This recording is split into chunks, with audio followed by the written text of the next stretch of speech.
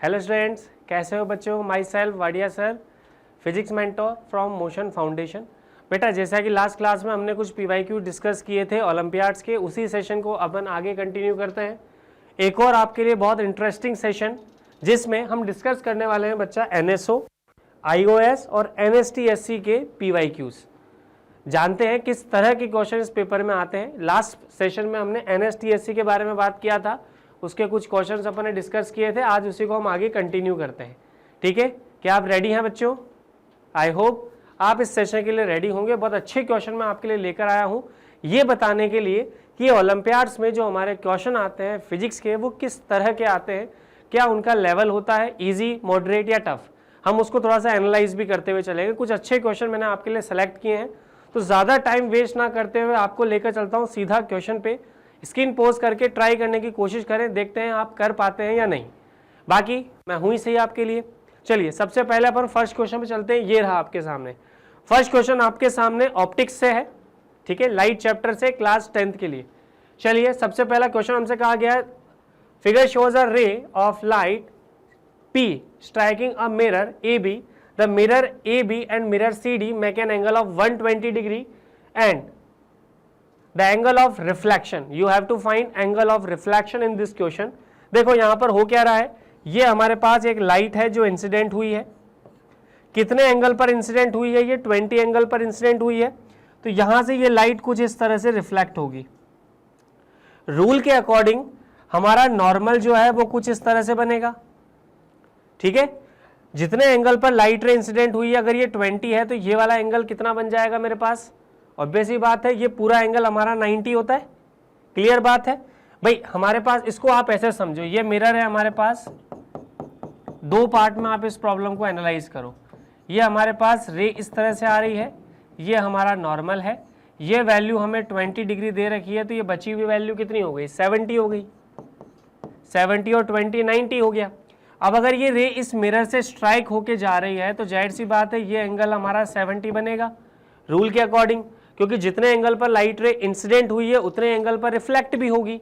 बिल्कुल, तो ये एंगल हमारा 20 बन गया।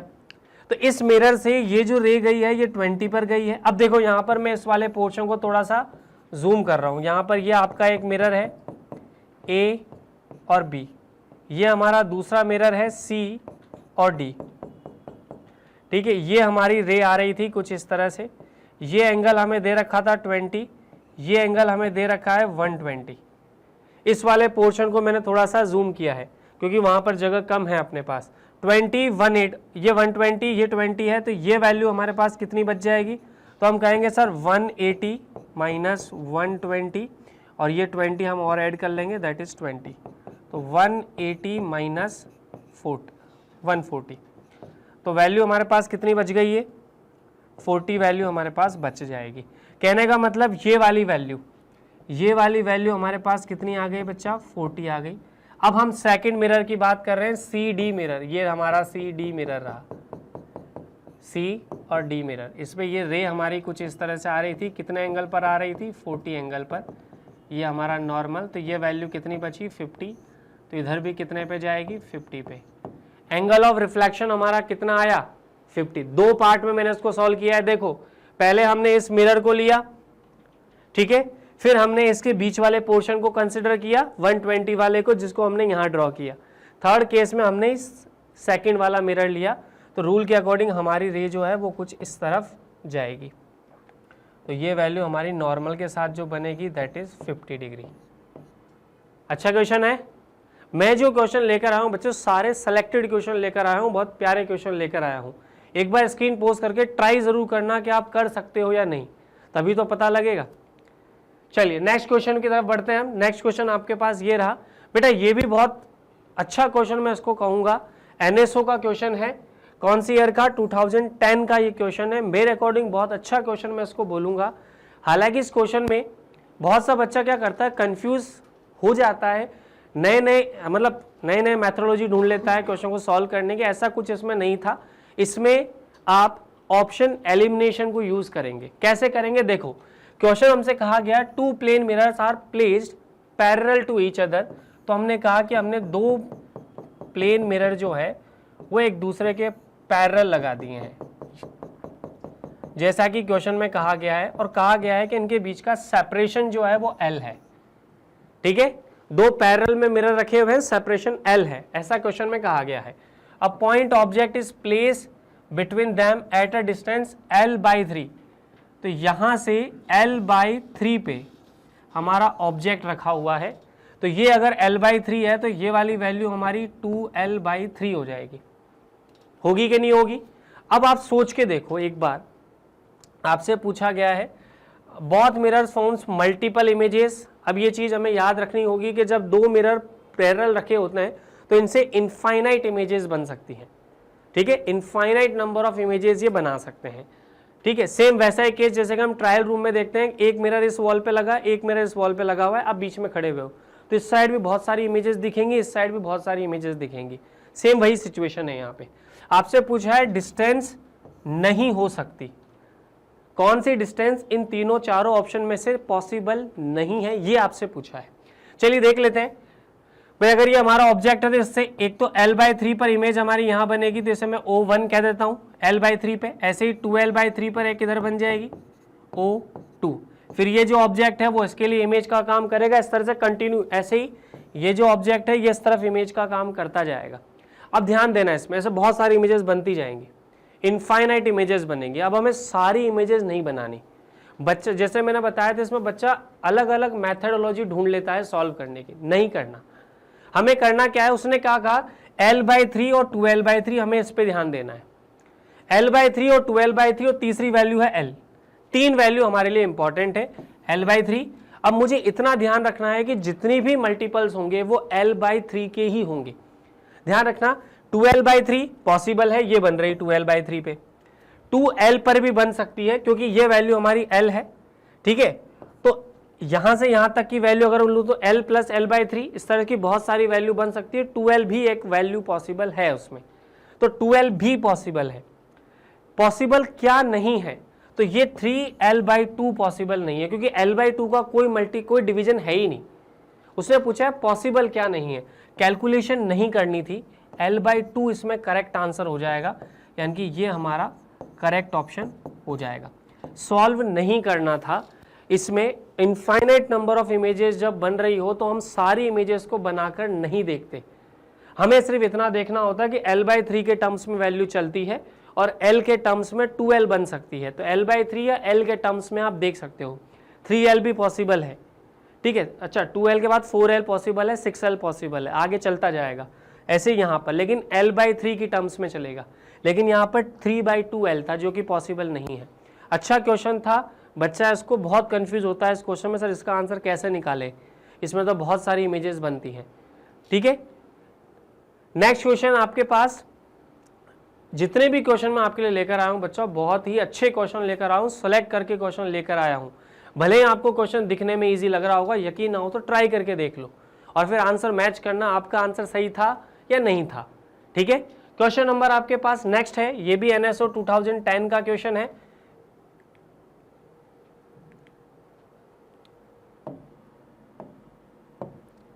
देखो इसमें क्या कह रहा है, the diagram shows the path of 2 rays of light then form from an object, the object is 10 centimetre in front of lens, यानी कि 10 सेंटीमीटर पर ऑब्जेक्ट रखा हुआ है।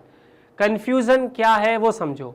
इसमें हमसे पूछा गया है कि इस डायग्राम के बेसिस पर कौन सा स्टेटमेंट ट्रू होगा जो आपको दिए हैं उनमें से।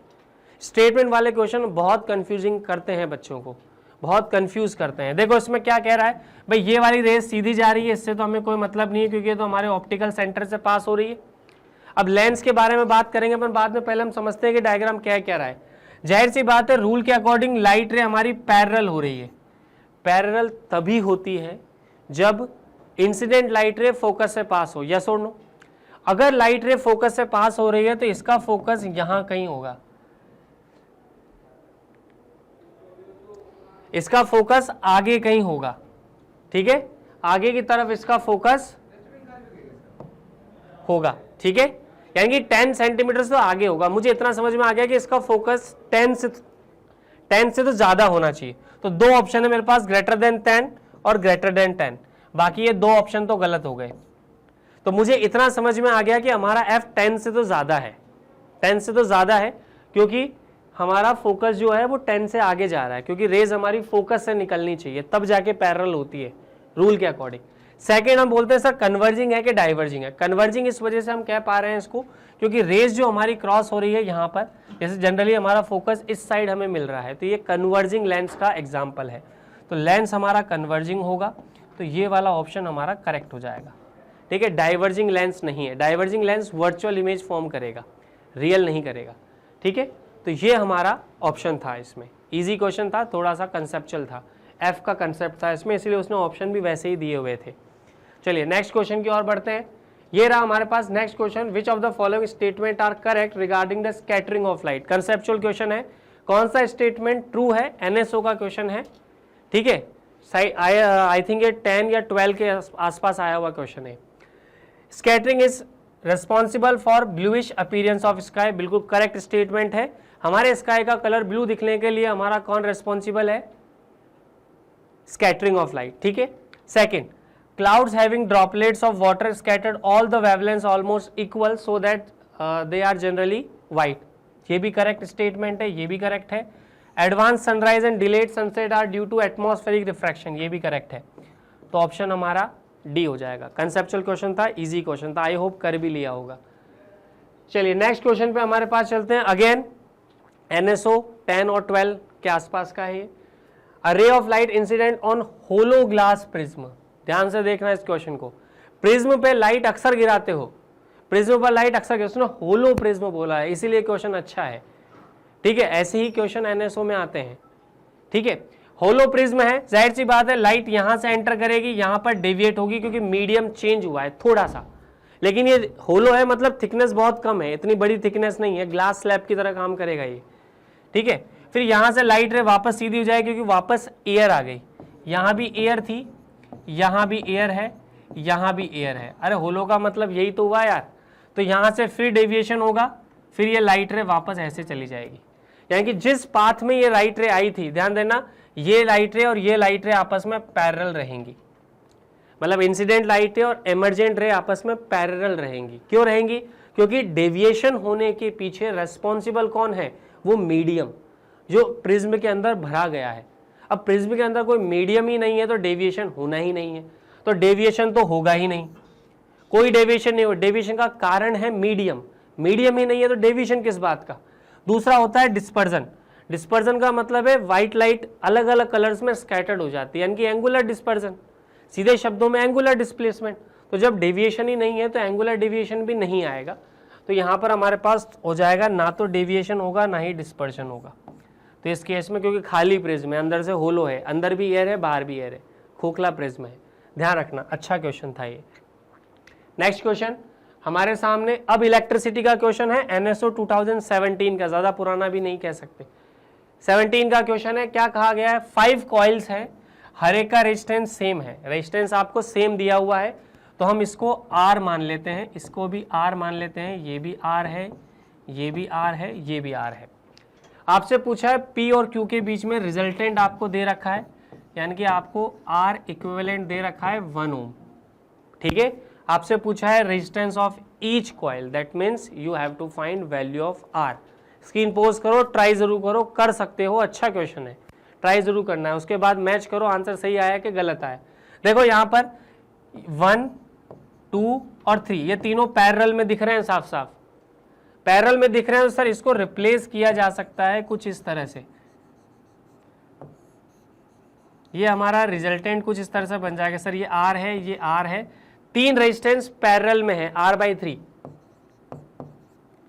अब क्लियरली दिख रहा है साफ साफ, इस दोनों की वैल्यू मिलाकर हमारे पास कितना बन जाएगा सर 2R/3, और ये R के साथ किस में आ जाएगा, पैरेलल में, तो हमारा R इक्विवेलेंट कितना आ जाएगा sir, R into 2R/3 upon R plus 2R/3, तो वैल्यू आ जाएगी R इंटू 2R/3 डिवाइड में, यहाँ पर आ जाएगा मेरे पास 5R/3, 3 से 3 कट जाएगा, R से R कट जाएगा, तो यहाँ पर वैल्यू हमारे पास आ जाएगी 2R/5, जो कि किसके बराबर है हमारे पास, सॉरी यहाँ पर अपन ने कुछ मिस्टेक की है, आई थिंक R/3 और ये अपने पास 3 2, ये मेरा बनेगा यहाँ पे 4r/3, ठीक है, 3 + r है ना, ये r + r/3 है ये, तो मेरा ये बनेगा 4r/3, ठीक है। तो यहाँ पर भी 4r/3 आएगा, यहाँ पे भी 4r/3 आएगा, तो नीचे 7 आ जाएगा, ऊपर 4 आ जाएगा, तो यहाँ पे ऊपर 7 नीचे 4, ठीक है। तो r की वैल्यू हमारे पास 1 है, 4/7, तो ये 7/4 के करीब वैल्यू आएगी, ठीक है। तो ये ध्यान रखना 4r/3 ये है हमारे पास, फिर दोनों पैरेलल में आ जाएगा यहाँ पे, तो r × 4r/3 और r + 4r/3, 3 से 3 कट जाएगा, यहाँ पर आ जाएगा नीचे 7r, ऊपर आ जाएगा 4r, सॉल्व करोगे वैल्यू आपको मिल जाएगी, ठीक है, 7/4 ओम, ठीक है। चलिए आगे बढ़ते हैं, अगेन NSO 2017 इलेक्ट्रिसिटी चैप्टर से क्वेश्चन आपसे कहा गया है कि दो स्टूडेंट है, एक्स और वाई एक्सपेरिमेंट परफॉर्म कर रहे हैं, दोनों अलग अलग एक्सपेरिमेंट परफॉर्म कर रहे हैं, दोनों के लिए कॉम्बिनेशन की बात की गई है। अब इसमें सिर्फ आपको इतना सा कंसेप्ट यूज करना था, सीरीज कॉम्बिनेशन मतलब रेजिस्टेंस मैक्सिमम, पैरेलल कॉम्बिनेशन मतलब रेजिस्टेंस मिनिमम। चलो पहले वाले के लिए बात करते हैं, इसमें VI ग्राफ है, मतलब जिसका स्लोप ज्यादा उसके लिए रेजिस्टेंस मैक्सिमम, यहाँ पर IV ग्राफ है, मतलब जिसके लिए स्लोप कम उसके लिए रेजिस्टेंस मैक्सिमम। तो मैक्सिमम किस में मिलेगा? सीरीज में, तो सीरीज के लिए होना चाहिए, इसके लिए फर्स्ट, इसके लिए फोर्थ, तो फर्स्ट एंड फोर्थ एक ही ऑप्शन है। मिनिमम चेक कर लेते हैं, तो ये हमारा मिनिमम हो जाएगा, जिसके लिए स्लोप कम मिनिमम। IV ग्राफ है तो जिसके लिए स्लोप ज्यादा उसके लिए मिनिमम, तो मिनिमम हमारा आ जाएगा second and third, value B option. Clear है? नेक्स्ट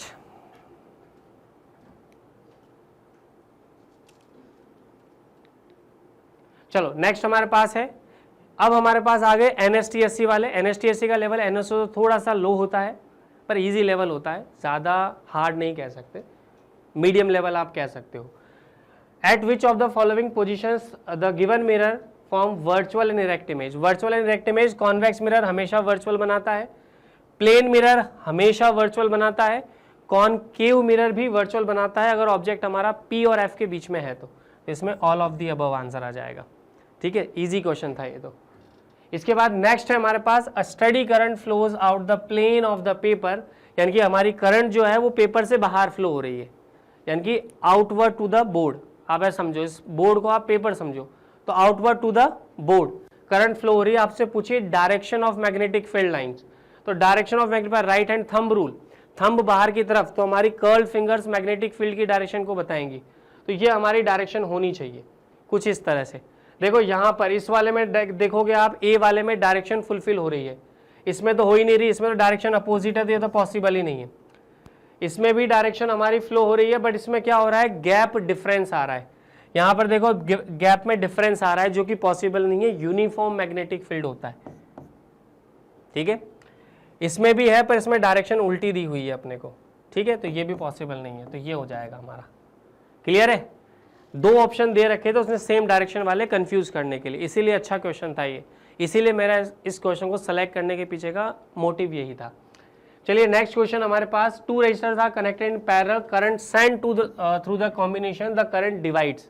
अच्छा ध्यान रहे, हमारा वोल्टेज जो होता है दैट इज I = R, हमें करंट की बात करनी तो करंट हमारा V/R हो जाएगा।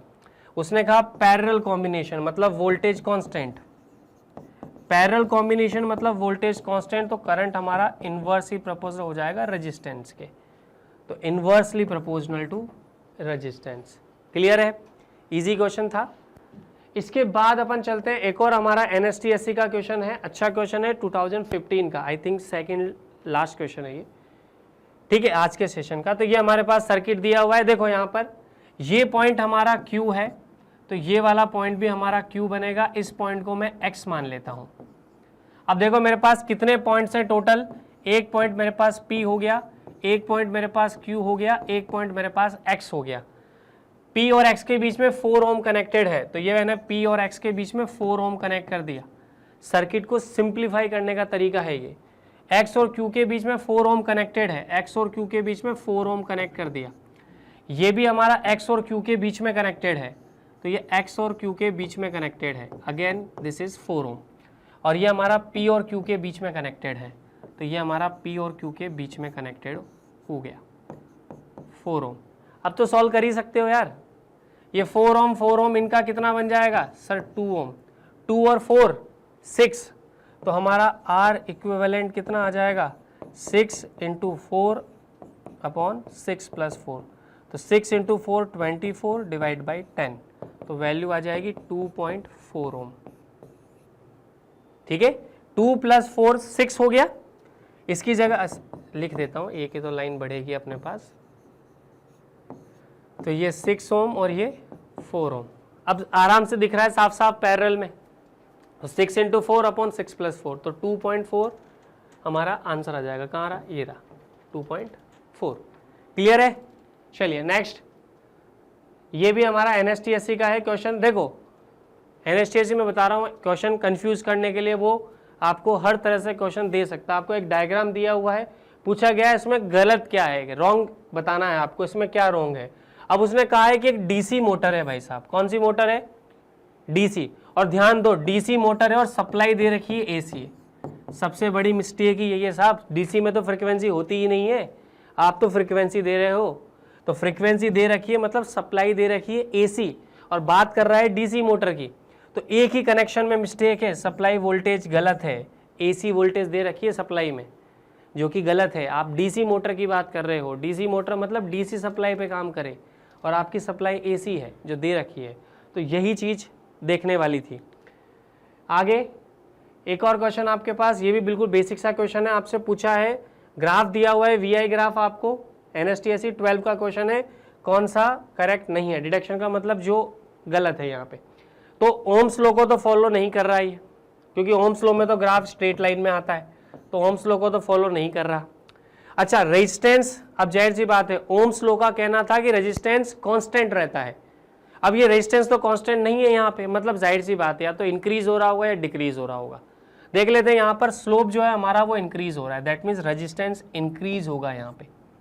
ठीक है, तो यहाँ पर बाकी दो तो चेक करने की जरूरत है ही नहीं, क्योंकि रेजिस्टेंस तो हमारा कांस्टेंट है ही नहीं, क्योंकि कांस्टेंट होता तो ग्राफ स्ट्रेट लाइन में आता, एलिमिनेशन से भी कर सकते थे। चलिए आगे बढ़े, ये हमारे पास iOS का क्वेश्चन है। iOS के क्वेश्चन भी लगभग इजी होते हैं, ज़्यादा टफ नहीं होते, ठीक है, लेकिन हाँ थोड़े से कंसेप्चुअल होते हैं। क्या कहा गया है, हाइट दे रखी है हमें ऑब्जेक्ट की, यानी कि हमें HO दे रखा है कितना 2 सेंटीमीटर, ठीक है, हाइट ऑफ इमेज दे रखी है हमें कितनी 4 सेंटीमीटर, हाइट ऑफ इमेज हमें दे रखी है 4 सेंटीमीटर।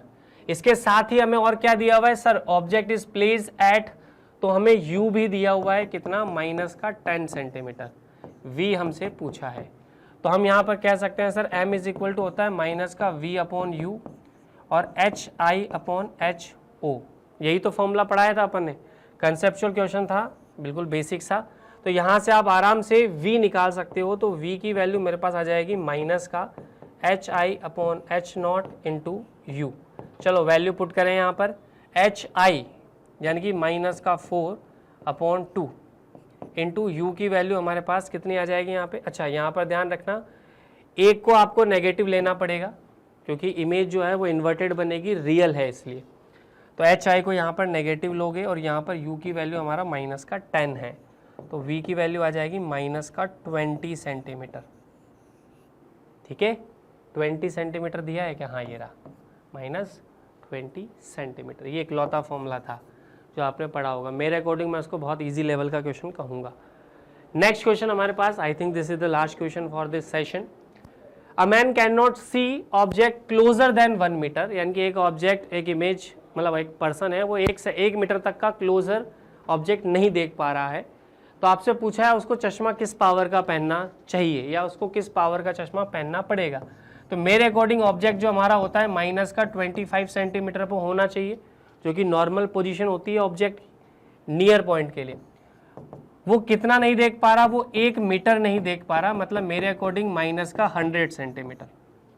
आपसे फोकल लेंथ निकालनी पड़ेगी तभी तो पावर आएगी, तो लगाओ lens formula 1/f is equal to 1/v minus 1/u। Now putting the value,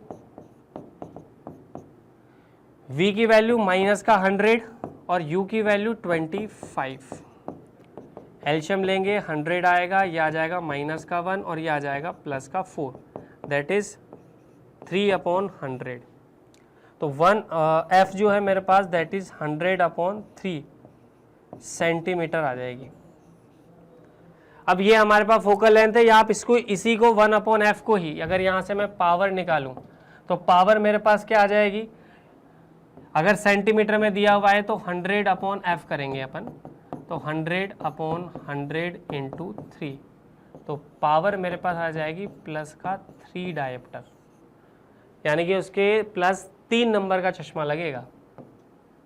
ठीक है, माइनस वाले ऑप्शन तो पहले काट देना क्योंकि पास का नहीं दिखाई दे रहा उसको। माइनस का नंबर तब लगता है जब दूर का दिखाई ना दे, तो दूर का तो दिखाई दे रहा है उसको, पास की बात की है, क्लोजर की बात की है, तो दूर का तो नंबर है ही नहीं, तो माइनस तो पहले कट गया। 2 ही ऑप्शन चेक करने वाले थे। ठीक है, तो यहाँ पर अपना सेशन होता है कंप्लीट। आई होप आपको क्वेश्चंस अच्छे लगे होंगे। मैं मिलूंगा आपसे नेक्स्ट क्वेश्चन में, तब तक के लिए गुड बाय और जुड़े रहिए मोशन फाउंडेशन चैनल से इसी तरह के और इंटरेस्टिंग वीडियोस के लिए। Thank you.